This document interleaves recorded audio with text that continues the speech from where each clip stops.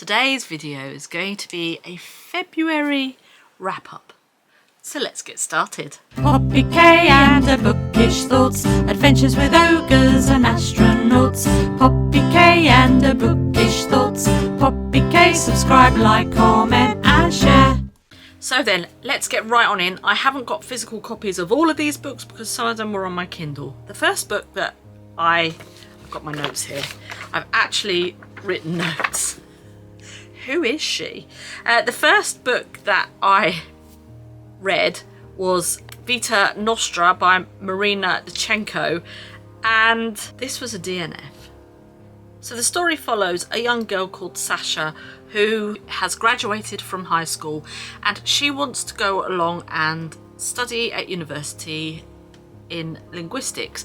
But she goes on holiday with her mum to a beach, and this creepy type guy starts following them about, and he gets talking to her, and he basically says to her, you know, if you do a couple of these little tasks that I'm going to ask you to do, I'll give you some coins, you know, and I just need you to do these things. And she's like, okay, I'll do them. And she ends up with all of these coins, and then this mysterious guy basically says, now you've got these coins, you are going to go to a college in a place called Torpor. And she's like, oh, okay, whatever, if I must. Her mum is like, no, you have to go do your stuff at linguistics at the university. You got to go and do linguistics at the university. She's like, no, I'm going to this place. It's amazing. It's this, that, and the other. And then basically it's, I don't know. I think because I DNF'd it. It just didn't really do anything for me. I wasn't interested, to be perfectly honest. And that's basically as far as I know and as far as I got up to in the book. So that was a DNF. The Priory of the Orange Tree tells a story of a world besieged by dragon worms. Basically, these are like dragons, worms, and I think you've got dragons with wings as well. So you've got ones without and one with wings. And we follow 4 major protagonists in this book. Now, this book is big. I'm talking 800 pages, I think. It's about 800 pages. I think it is, anyway. And the 4 characters that we follow in this book are a member of a shadowy religion that has been tasked with looking after the Queen until she bears her firstborn child. The Queen's banished childhood friend, so we're following her as well, a would-be dragon rider, and a disgraced alchemist. It's a complex story, and it's set in quite a complex world. It took me a little while to get to grips with the world building, the characterization, and all of that kind of thing. I don't know whether that's just down to me or because it's the first book in, I don't know if it's a trilogy or a duology. I can't quite remember. But once you sort of get over that, you can kind of get plodding with it. It's, as I say, it's like an epic fantasy. It's quite similar in premise to the Game of Thrones. I loved the way that this epic fantasy dealt with modern society issues, I guess you would call it, and used people who wouldn't necessarily be used as the main protagonist as characters in this book. I thought that was really, really well done. I gave this 4 stars. The next book I read, I do actually have a physical copy here, is Gallant by V.E. Schwab. Now, I read this in between, I think it was just actually after, it was literally, I'm writing these down as I've read them, if you know what I mean. They're in I can't even say that word, chronological order. So we have got Gallant by V.E. Schwab. I wanted something that was just a little bit quick and easy, and I think this took me 3 hours. to read, something like that. It didn't take very long at all. It's a lovely book. I mean, it's a lovely pretty book. I mean, look at that spine. You know, it's just a nice book. It's got really nice illustrations inside, and of course it's signed. I got this from Depop. I was ordering another book and I saw this along with it, and I thought, oh, do you know what, I might just pick that up because it looks quite fun.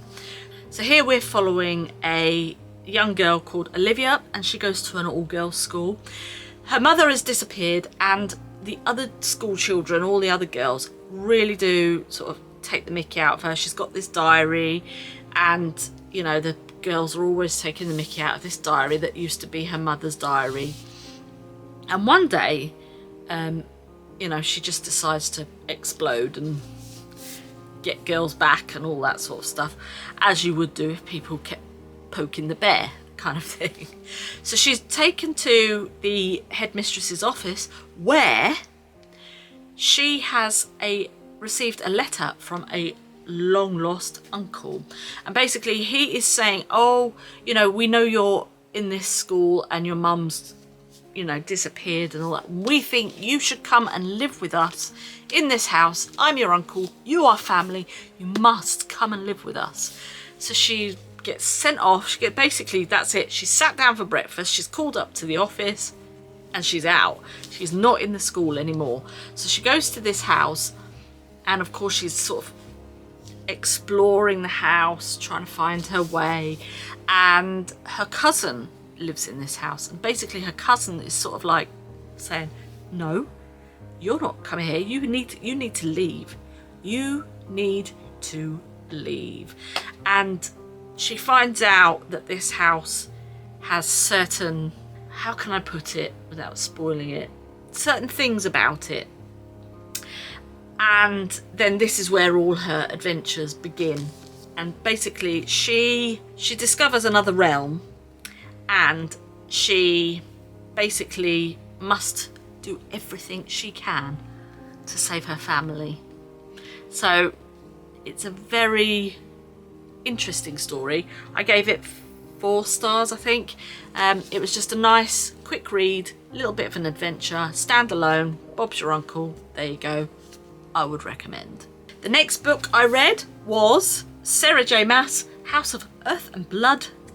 This was another chunky monkey. I tell you, I've had some real chunky books this month. And I did start, if you have a look, I did start to annotate it, but I stopped in between because I was driving. Obviously, you cannot annotate when you're driving because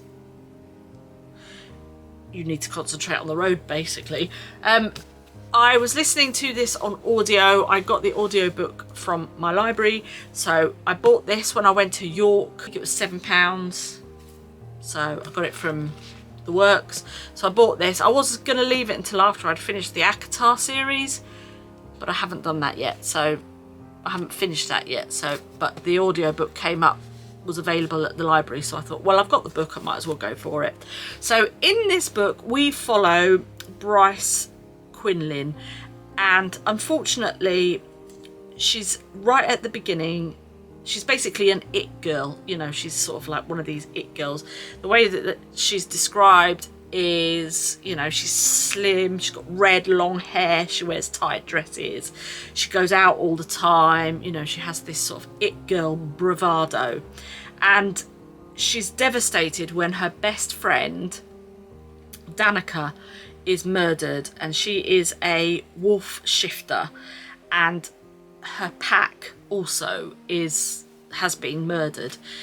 So then she is tasked by he's not police, but it's that sort of, you know, basically they're like wards that look after the city.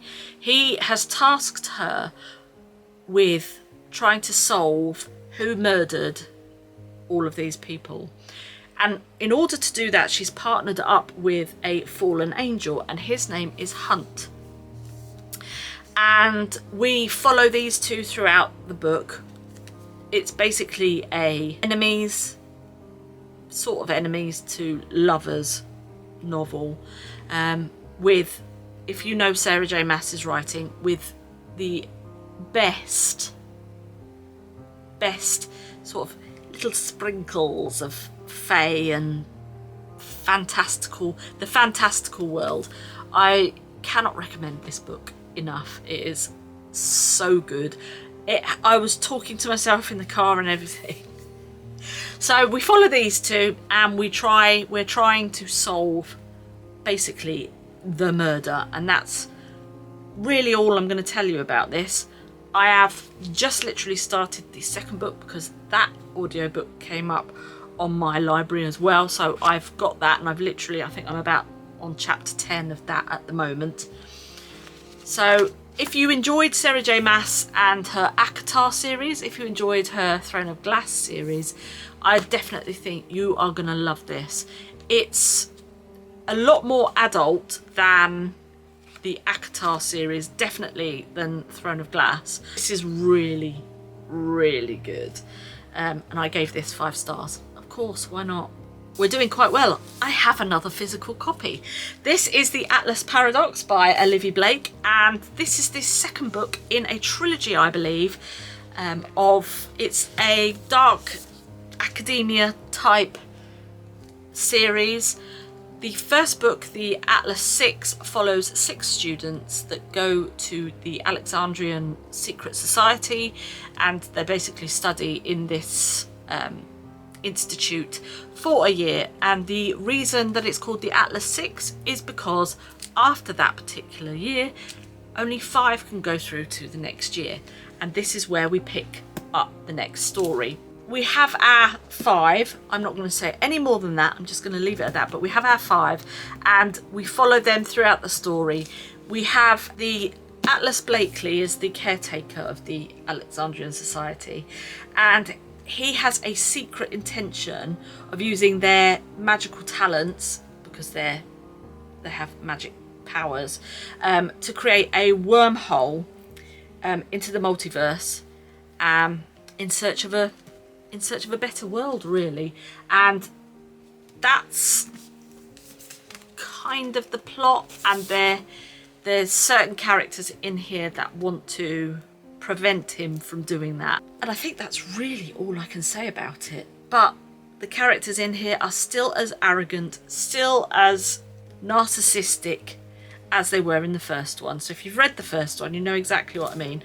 I didn't really enjoy this book when I first started it, because the first book was left on such a high. I thought we were just going to go straight on in. I didn't really like the beginning of this book. So it started off nearly as a DNF. Then it went up to a 2 because I thought you've just got to keep on reading. Then it sort of went from a 2 up to about a 3.5, and I thought, oh well, it's just going to be an okay book. Until you get to the last 100 pages, 50 pages perhaps. And I can't wait now for the next book to come out, and I put it up to a 4 star. So there you go. The next book that I read was from Scribd. I read the Nature. I have to see what that says. I can't see. I haven't got my glasses on. The Nature of Witches by Rachel Griffin. And in this book we follow a 17-year-old girl. Her name is Clara, and she is an Everwitch, and her magic involves the seasons. And all of these Everwitches, each witch basically represents a season. Now Clara is an anomaly because every so often there's one witch that basically has control over every single season. This is quite a thought-provoking book, and I think it's very relevant to the environmental impact that we're having on the world at this very present moment. The weather is basically losing control, and there's like winds and rain and all these sort of different major weather catastrophes happening, and the witches have to control it. And of course all of the witches of each season are finding it more and more difficult to control the weather because of the environment and the environmental impact that humans are having on the world. And Clara needs to learn how to control all of her magic in one so she can control the weather and kind of make things better. But I think I only gave this a 3 stars, mainly because I don't think I'm the demographic for this particular book. It's a YA book. She's 17 years old. I'm 45. I don't think I should, well, I mean, you read whatever you want to read, but I don't think the demographic was for me. But apart from that, if you're looking for something that deals with modern issues, then I think this is actually a really good one. And last but not least, also on Scribd, I listened to another V.E. Schwab book. I am so enjoying her writing at the moment, and this book is The Invisible Life of Addie LaRue. I absolutely, thoroughly enjoyed, loved, and lived basically in this book. I can't believe I just said that. Oh dear. Okay, so Addie LaRue makes a Faustian bargain to live forever. In order for this bargain to happen, she is going to live forever, but on the proviso that everyone she meets will forget her. So if, let's say I'm sat here, my son comes in the room, I say hello, and he's like, who are you? And I explain, and they're like, all right, okay, sits down, goes out the room, comes back, and he'll be like, who are you? You know, it's that sort of thing. So basically she gets forgotten by everyone she meets, and she lives, we follow her from present day to, well, it's not really present day, but present day to 300 years previous. So you're kind of going backwards and forwards in this time slip, which I really like. And she basically finds herself face to face with a young man 300 years later who can remember, and then everything changes. So we have to see where the story goes. It's a lovely love story, and it's probably one of the best love stories I've read with that type of time slip element in it.